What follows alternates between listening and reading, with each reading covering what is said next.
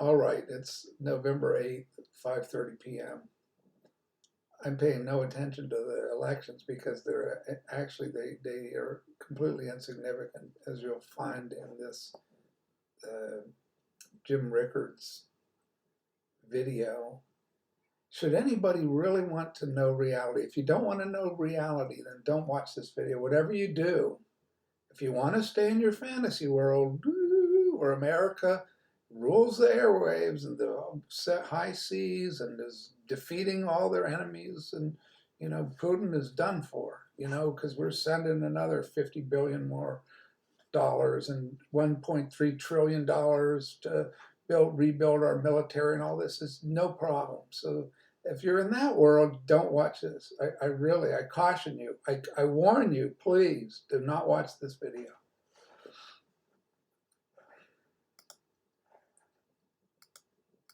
We're slapping sanctions on Russia. Russia is hitting back with some retaliatory actions, and it's pretty easy to look at the direct impact of that, but there's second order and third order effects that will pop up all over the world and could very quickly get out of control.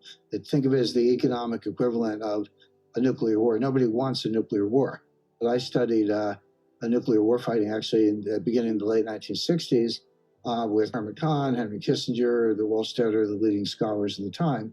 The one thing they all said in common, the one thing they all shared was, don't go there. And what they meant was that nobody wakes up and says, oh, gee, I think I'll start a nuclear war today. What a good idea. That never happens. What does happen is you get into an escalatory situation, back and forth, where you're escalating and escalating, and you end up in a nuclear war. You never intended it, never started out that way, but you end up there through escalation. Take that and apply it to what is now, I would say, the first full-scale economic war, sanctions war. We've had sanctions, for a long time, and we go back to at least the 70s with Iran, but even before that, I mean, FDR put sanctions on Japan in August 1941, and then 5 months later, they bombed Pearl Harbor. So not coincidence, but the coexistence or interaction of economic sanctions and kinetic warfare is nothing new. So we've had to prove that. Nothing on this scale. This is unprecedented in its scope and application. My only point is the effects of this are going to not just last a long time, yes, but they're going to pop up in very, very unexpected places. If you had to pick one thing, say, when did this thing take a turn for the worse so that we were on a path to war? That was the color revolution sponsored by Obama and Biden,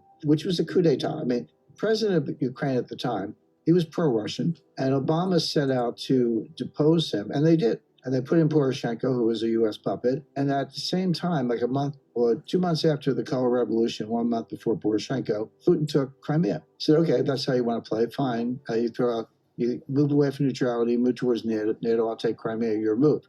And then Putin didn't take one square inch during the Trump administration, because Trump was entirely unpredictable, but put Biden back in, who was part of the original Obama-Biden team. And here we are again. So you could easily see this coming. The Russians had, the propaganda to put Trump in power. Why wouldn't he have done it under Trump? Because they didn't have the propaganda to put Trump in power. That was a lie concocted by Hillary Clinton, pursued by the Democratic National Committee. I did say that 6 years ago, but when you said it 6 years ago, you were disregarded as a kook. But now, through multiple investigations, report, that information is out there. In fact, it's worse than that. Not only was the Trump Russia, collusion hoax, which has been thoroughly looked at by congressional committees, the Department of Justice Inspector General, the Mueller Commission. Everybody looked at it. Bipartisan, independent, Senate all said the same thing. It was a hoax. It was a fake dossier. It never happened. So not only was Trump not in Putin's pocket, he was the only one who stood up to Putin in such a way that Putin didn't take one square inch of territory. He took Crimea under Obama. Now he's taking kind of half the country under Biden. Didn't take anything under Trump. So that completely debunks that. But just to take it one step further, who is in the pocket of the Ukrainians, at least? The answer is Joe Biden, because of Hunter Biden, who made millions of dollars from Burisma, their large natural gas company. Ukraine is ranked in the low 90s of the most corrupt countries in the world. It's the most corrupt country in Europe, one of the most corrupt countries in the world. Zelensky is just another oligarch, just another phony. And he banished 11 political parties that make up the rest of the parliament. He banned all their parties, arrested some of their leaders, took over the state media. He's got tens of millions, if not more, stashed away in the bank. He's one of the most corrupt officials around, just another oligarch. When you've got two great powers, whether it's the US and Russia or US plus Europe and Russia confronting each other, the idea of buffer states, I mean, that's as old as, if not history, at least the history of buffer states is several centuries old at this point. It's a part of what every international strategist looks at. So Ukraine should be a buffer state. It should be neutral. That way Putin has no reason to invade, and we have no reason to try to push the borders of NATO to a point slightly east of Moscow, which Moscow hasn't been attacked from the east since Genghis Khan. The Russian Navy is in the Black Sea. There are not going to be any exports from Ukraine, and the U.S. has banned most exports from Russia. And Russia has retaliated by saying, we're not going to export to you anyway, even if you didn't have a ban. You're on our ban list. But you take 25% of the world's grain exports off the market. Tell me what that does to the price of wheat. And by the way, wheat's not just a loaf of bread. Most grain is used to feed livestock. So it goes straight through the price of pork, chicken, beef, etc. You're looking at things doubling or more. So those are some of the economic effects. Those are the easy ones. I'll give you an example of a more difficult one. So, we kicked Russia and their 10 biggest banks out of SWIFT, so you can't use SWIFT to move money around, kicked them out of the dollar payment system, did a long list of things. Can't trade Russian bonds, can't receive, can't send, etc. Somebody at the Treasury finally woke up and said, well, wait a second. If we tell Russia they can't pay the debt, who loses from that? They keep the money, and our bondholders, it's American bondholders who lose money. It's a creditor who loses out when the debtor can't pay. Where are those bonds? Well, you'd be surprised. A lot of them are in BlackRock. They could be in someone's 401k. Like, I didn't buy any Russian bonds. Well, did you buy an emerging market ETF from Morgan Stanley? Because there could be some Russian bonds in there. I mean, take a look. When you tell the Russians that they can't pay their debt, and so debt starts to falling all over the world, you don't know where it's going to pop up. And this is why I use the nuclear war analogy. You're playing with a global liquidity crisis. That's how these things can evolve very quickly, as we saw in 2008 and 1998. The dollar has been a cryptocurrency since at least 1979. That was the last year the Treasury issued a paper Treasury note. It was like stamp. So the dollar has been digital, and message traffic has been encrypted since around 1980. But I think in terms of the impact on the dollar, this is, be careful what you wish for. This was exactly what I was saying earlier in terms of second and third order effects. And I warned the Pentagon about this, and I warned the Treasury about this, because I know how economic sanctions work. I've been very involved in that from the point of view of the intelligence community and also advising the government. But if you use them too much and too broadly, they actually lose all their impact, because the people you're targeting say, well, okay, no mas, I'm out of the dollar system. You've done it one too many times. And this is an example of that. We've never frozen a central bank before. We have now. We've never kicked an entire country out of SWIFT, with the exception of Iran. We have now with Russia. And so instead of just sitting there saying, oh, gee, you got me, we can say, okay, let's go to a new payment system. Let's pick up a new currency. The Saudis are saying the same thing. And all of a sudden, Mohammed bin Salman, you have a yacht in Monaco, who knows how many houses and palaces around the world, private jets. And they're like, actually, all that stuff could be seized. Because that's what we're doing to the Russian oligarchs. We saw this kind of neofascism in Canada very recently with Chrystia Freeland as the deputy prime minister, freezing the bank accounts and the crypto wallets of the truckers. If you supported the truckers under a recent interpretation of Canadian law, that's a criminal act.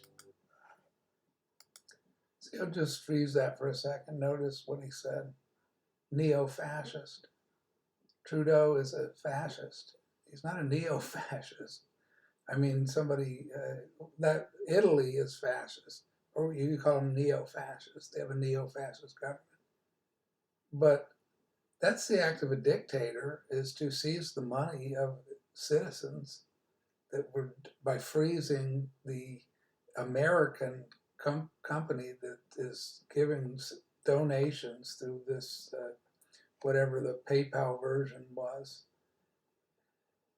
And so Canada lives in a dictatorship. They were also closing, arresting priests with these cockamamie laws. They didn't get away with it. They tried that in America, but John MacArthur fought the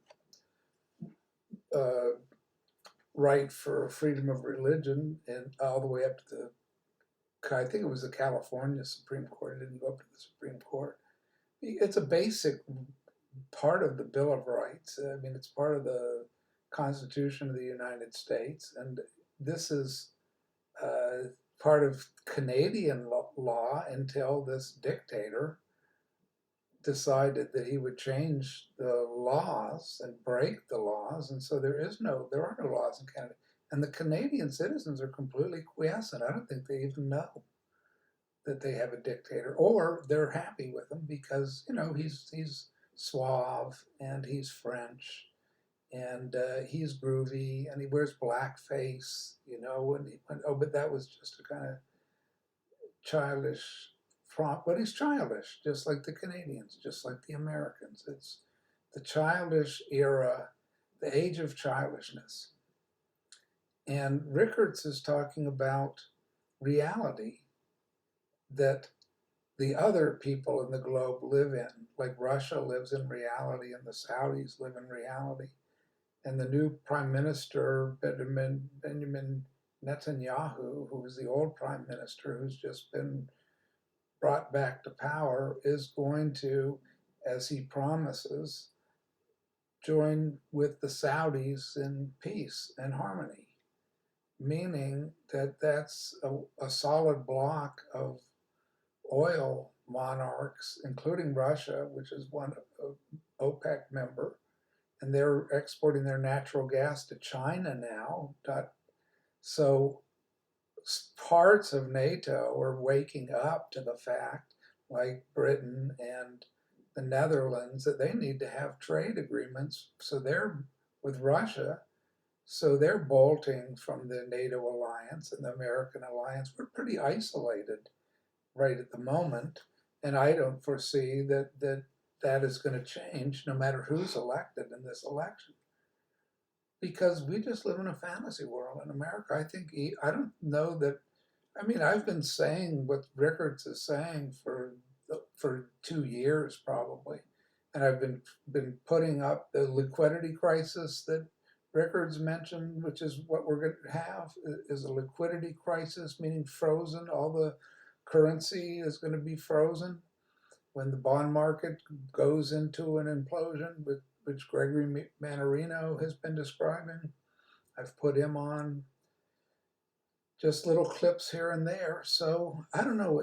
At some point, I don't know what to say. At some point, I feel when all this happens, I'll be able to say, look, it's right here on the video. I said this was going to happen. I got 5 views on this one. Here's the one that's happened now. I got 5 views on it.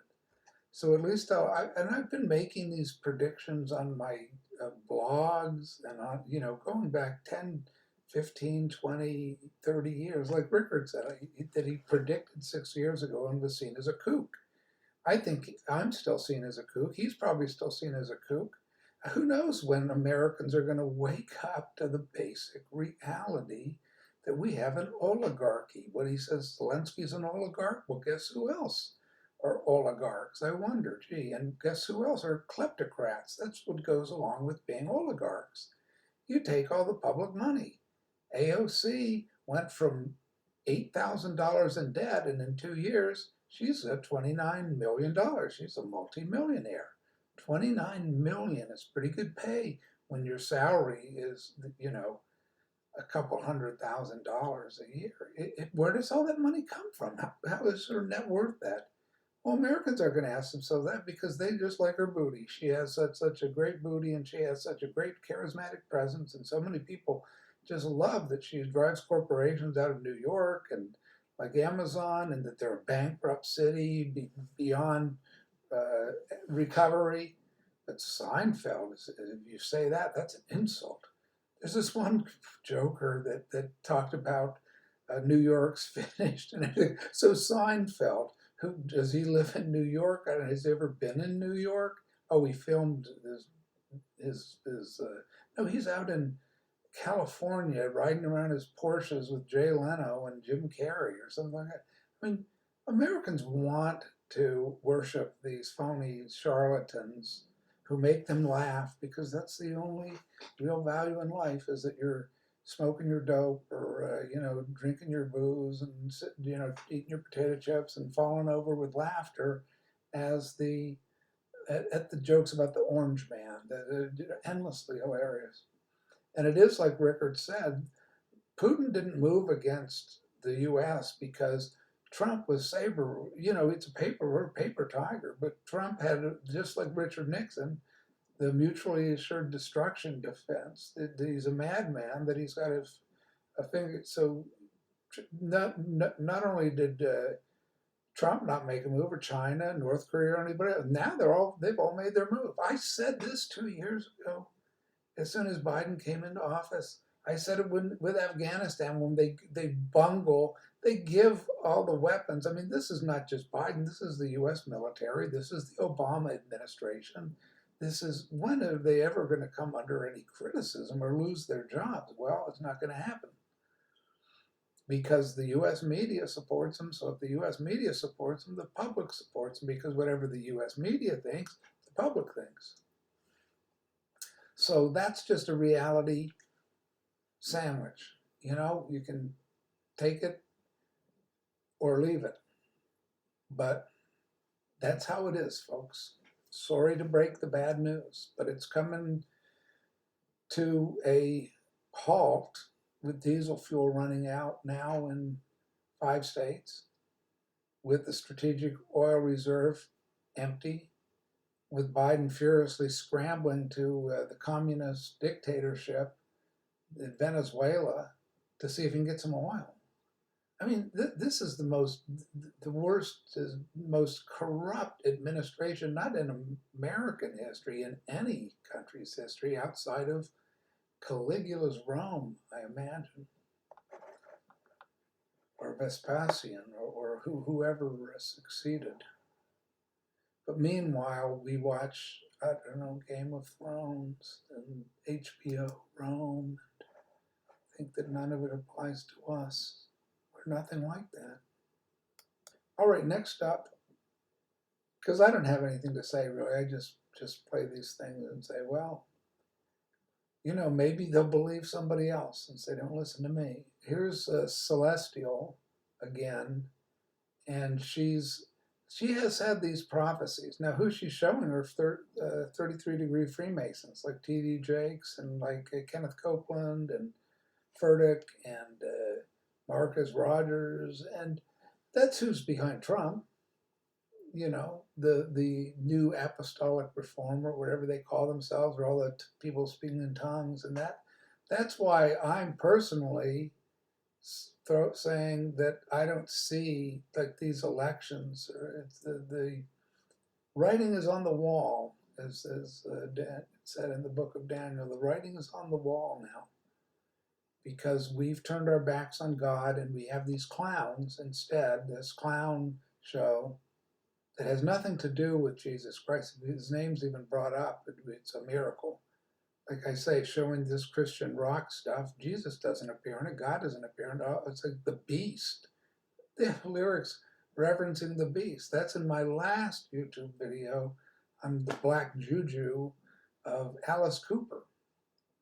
And Greg Laurie, his pastor, has made a movie about the Jesus Freak movement. The Jesus Freaks were a bunch of phonies, long-hair hippies living in communes, smoking dopes, having sex with each other. I knew the Jesus Freak movement. There was a child pedophile ring at a fundamentalist church. I was with a friend of mine who was introducing me to the new Christian fundamentalism, Jesus Freak. He's got a black afro. Yay, the revolution in the Christian church has arrived. Well, here's its fruition, right? By their fruits you will know them. What are the fruits? The fruitcakes. Here we go. Mr. Homosexuality is great, Christianity, T.D. Jakes.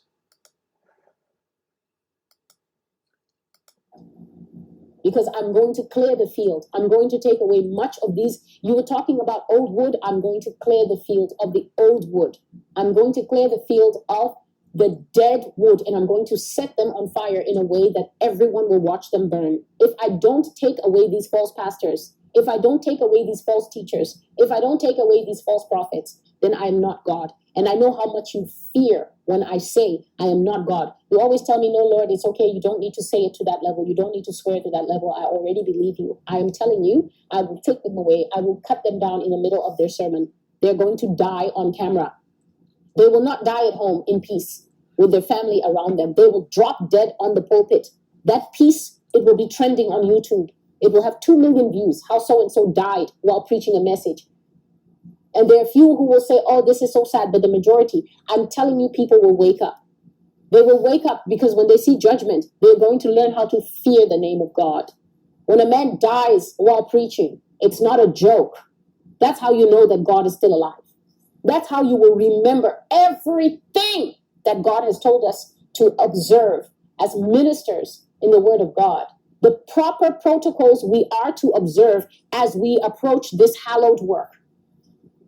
They will be dropping dead on CNN, dropping dead on the different news channels. When people see it, they will learn how to respect the God of Israel. We will come back to order in this church one way or another. You better hear me, and you better tell them when you go to preach to them. God says he will establish order in the sanctuary. Who doesn't like it? Who likes it? Order will come back to the ranks of God. If you are not a pastor, God will sit you down from the ministry in such a way that you might not be able to get up again and walk. He will not just sit you down in a spiritual way by causing the ministry to break down, causing people to leave the church until you are so few that you can't even have a proper service. Some people, God will sit you down in a way, walking will be finished for you. You will be sitting in a chair for the rest of your life, a wheelchair. You won't walk anymore. You will be like Mephibosheth, who had no working legs. You will be sat down permanently. And then you will understand who God is and who you are, and that you are not to approach the altar of God to burn incense when nobody called you, when nobody anointed you, when nobody told you, come and burn incense before the Lord. God is saying that the time has come. He is going to set the righteous in very high positions. He's going to set the righteous in their designated places, in their assigned positions. That is what he is saying. The assigned positions have been empty long enough. David, rise up and take your seat. Saul, come down now. I will no longer tolerate this evil leadership, this evil rulership. I will no longer tolerate it anymore. David, rise up and take your place. Saul, come down now. Your reign is over. Your rule is over. Your time is over.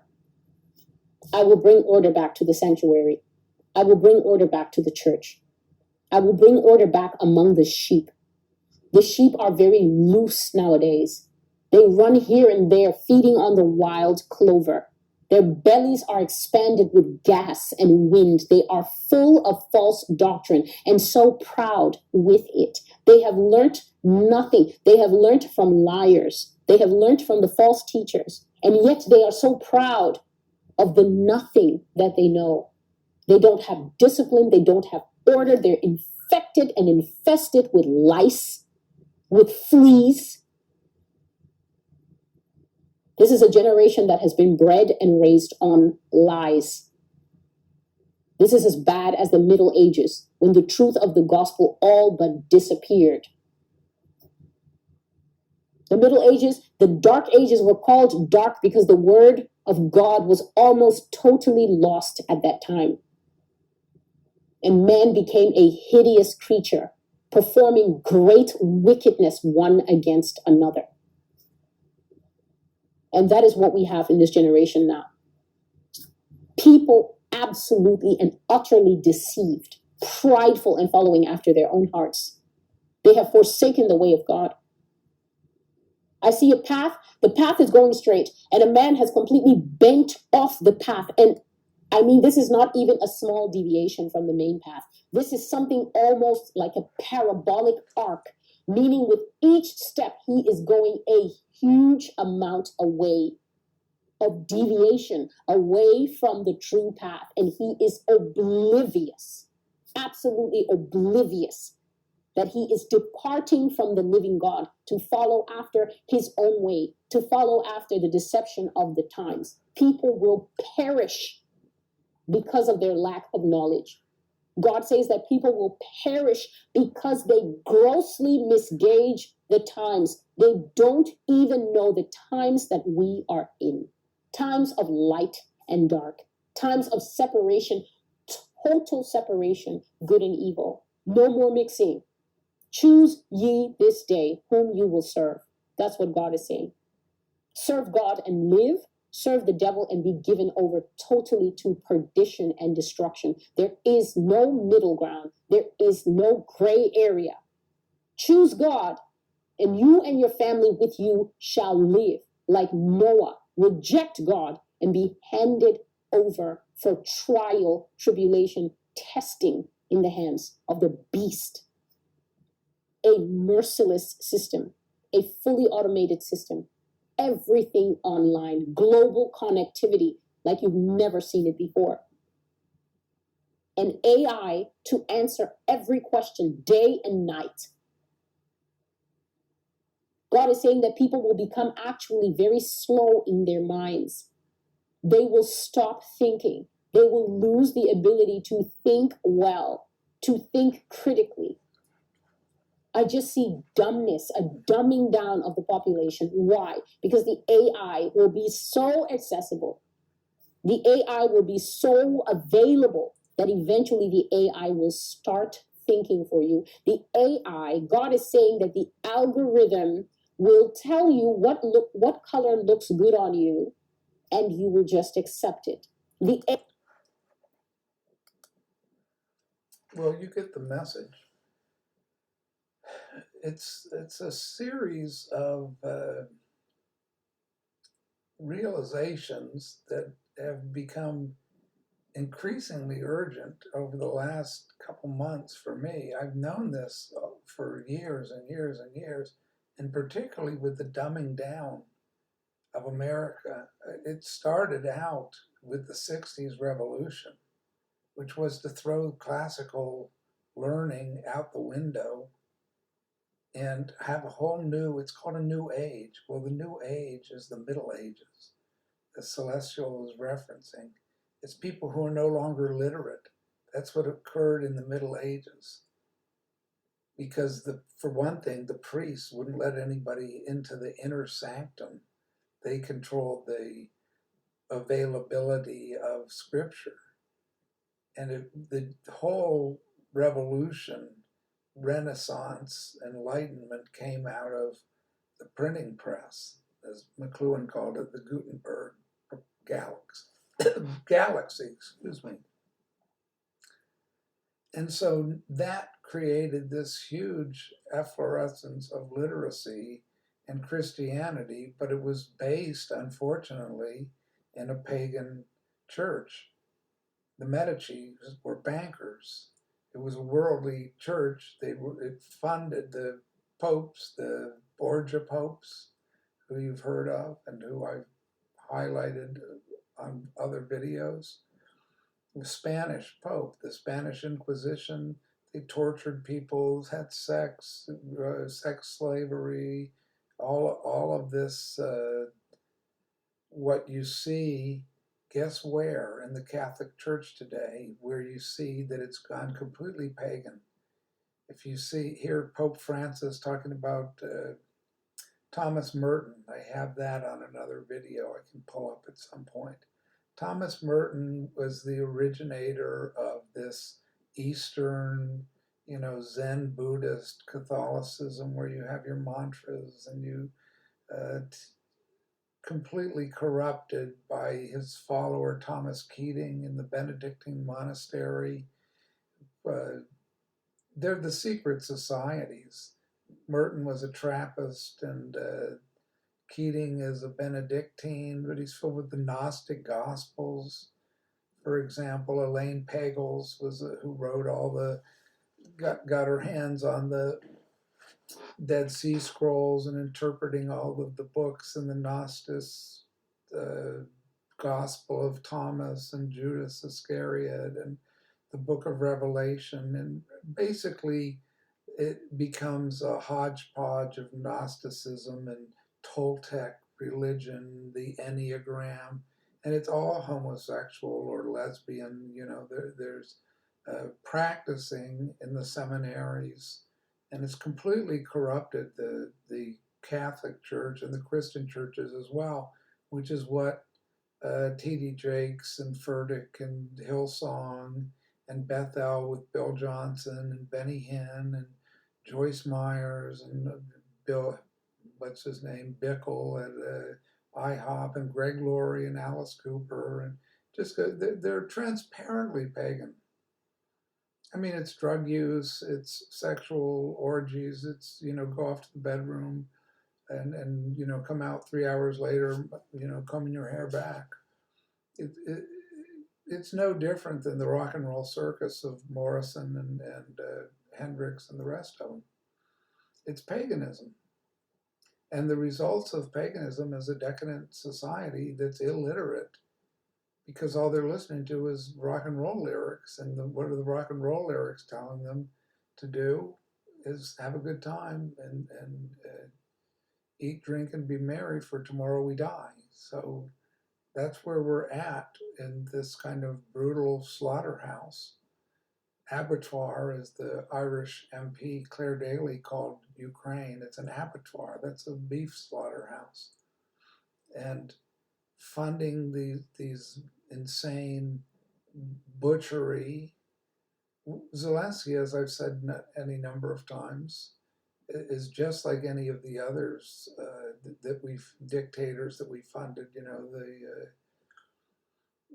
Salinas Gortari in Mexico, or whoever is going to loot the treasury, be a kleptocrat, oligarch, dictator, and then when they're caught, they end up, like the Shah is invited over here by Jimmy Carter for cancer treatment, but he's run the brutal Savak torturing people, and that's where you have the Iranian Revolution by the Ayatollah Khomeini and his descendants.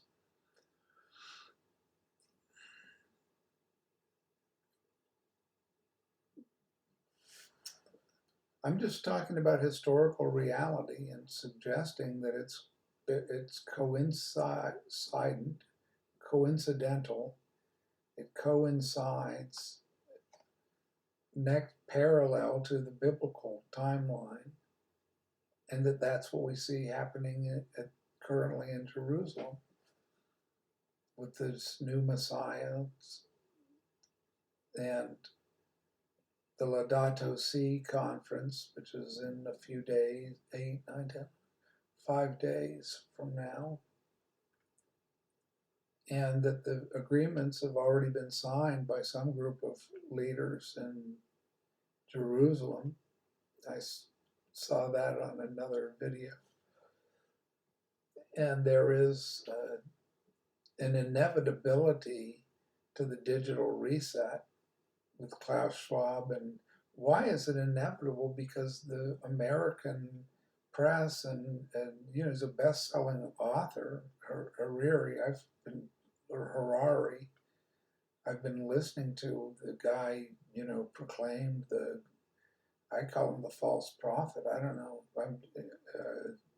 Anybody else would be, could think of, I'm not sure who else I would think of as the false prophet, because he's proclaiming this arrival of the world leader. There's the Antichrist Pope, but whoever is going to appear to rule the world and bring peace and love and justice and solve the climate change, which is not happening because of humans or cows. There's too many cows farting and breathing methane. It's coming from the earth itself, the heat, the satanic realm, the underworld. The tsunami is coming from earthquakes. And now they'll be coming from nuclear weapons. I mean, Russia has described their nuclear weapon that if they blow it up in the English Channel, the tsunami will drown the entire British Isles. And these, I don't think that's going to happen because it's not part of biblical prophecy, but something along the lines of a catastrophic war and millions and millions of people starving and dying and all of that. That's why I think and I understand why everybody's running away from that and doesn't want to look at the book of Revelation and wants to instead listen to these false prophets, and there's going to be a revival. And how does that work? I mean, how do you have a revival in a economy where the middle class is collapsing? They're not going to be. How are they going to be revived? Is Jesus going to, dance with them in the Holy Spirit and the prosperity? Oh, they're going to get checks in the mail from who? The currency is being completely devalued. They're destroying the currency with hyperinflation by printing money with no backing. So there has to be some kind of reset, which they already have planned. And, this is just a heads up to get prepared for what's coming.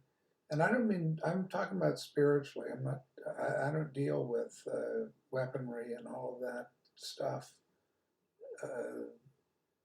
Prepper community, military, ex-military, iodine tablets, find a place where you can go underground, and lots of people, you can tell this is going to happen. Like I knew the Iraq War was coming before it occurred because I'm watching all these violent video games that everybody's playing. It's modeled in advance and then it occurs. Hollywood does it. They model it and then it occurs. People imitate it. Children imitate it, adults imitate it, and that creates it. That's the satanic agenda. You create, oh, isn't it great? Mommy doesn't love daddy because he's gay, but that's good because he gets to fulfill his dreams with his boyfriend. And now why don't you change your sex too? Because they're happy, you happy, mommy's happy. She has a new, robot, artificial sex robot. And like Celestial is showing, that's what people are opting for. They're opting out of a reality with Jesus Christ, who is reality. God is reality. This is just, even the Buddhists say that. It's just that the Christians have advocated in this country with going to become Buddhists. This is Buddhism. It's not, or it's Hinduism. That's what you have in Rome under the Pope. What you have with the Laudato Si is the New Age or anti-Christianity, whatever you want to call it. It's paganism. They're worshiping the bull. They're sacrificing bulls in the temple, the red heifers. I'll just say God bless tonight and end here.